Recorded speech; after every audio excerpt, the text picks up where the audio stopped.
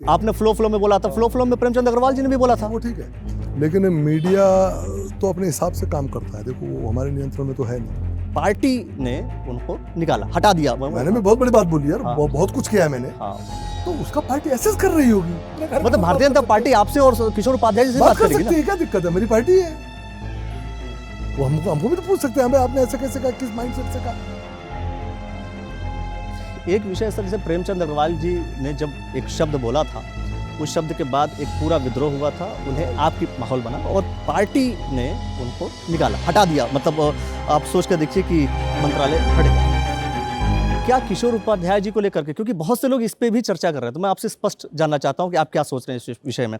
क्या इस विषय को लेकर के पानी बंद कर देना, ये सारी जो विषय जो एक खाई सा पैदा हो रहा है, इस चीज़ को लेकर के आपकी पार्टी, अब मैं विधायक होने के नाते नहीं बोल रहा हूँ, आपने सदन में जो बोला मैं उस नाते कोई सवाल नहीं कर रहा हूँ, पार्टी पर्सपेक्टिव सबसे पूछ रहा हूँ, पार्टी को निर्णय लेगी, कुछ कहेगी या कुछ स्टेटमेंट इस पे जारी करेगी? स्टेटमेंट की बात नहीं, ये दोनों के बीच जो कन्वर्सेशन है, सर जैसे आपने बोला ना थोड़ी देर फ्लो में आपने बोला, आपने फ्लो में बोला था, फ्लो में प्रेमचंद अग्रवाल जी ने भी बोला था। वो ठीक है, लेकिन मीडिया तो अपने हिसाब से काम करता है। देखो वो हमारे नियंत्रण में तो है नहीं, उनको तो अपने हिसाब से चलना है।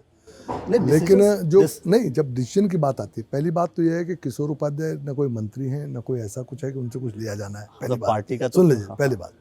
दूसरी बात, उनके और शहजाद जी के बीच में जो कन्वर्सेशन हुआ है उसको एसेस किया जाएगा। इवन जो मैंने बोला है, आपका भी मैंने भी बहुत बड़ी बात बोली यार। बहुत कुछ किया है मैंने।